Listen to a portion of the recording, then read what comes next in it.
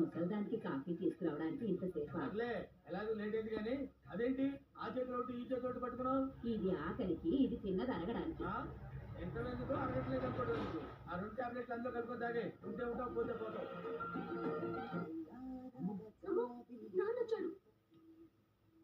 ఈ గొప్ప నేను బాగుంది రే కనీసం సౌండ్ తగ్గించుకోవాలి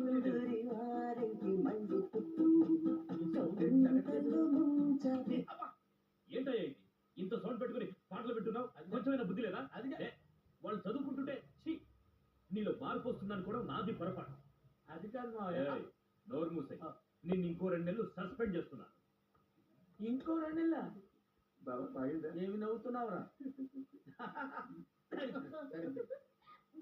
ఏంటి బాగా అయ్యేది చదువుగా ఆపేస్తున్నాను మాయా చూడు ఈ ఎదవరికి ఎన్నిసార్లు చెప్పినా బుద్ధే లేదు. రోజు ఈ వాసంతో చచ్చిపోతున్నావు ఎవరి కోసమే కాదే నీ నాన్న కోసమే.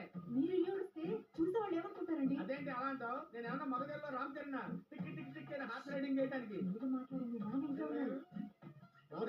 ఇక్కడ ఉంది ఒక్క రామ్ చరణ్ అయ్యా ఇంకొకటి అక్కడ ఎట్టో ఉంటాడు చూసుకో. నాన్న వింటాడు.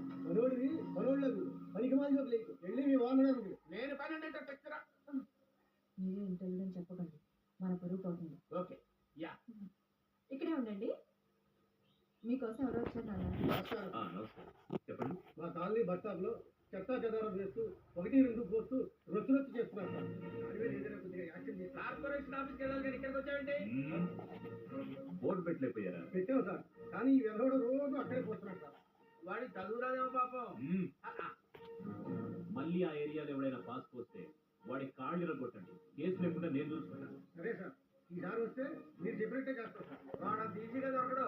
అయినా ఎలా కనిపెడదాం అనుకుంటున్నావు? లేదు ఇవన్నీ చూసుకో.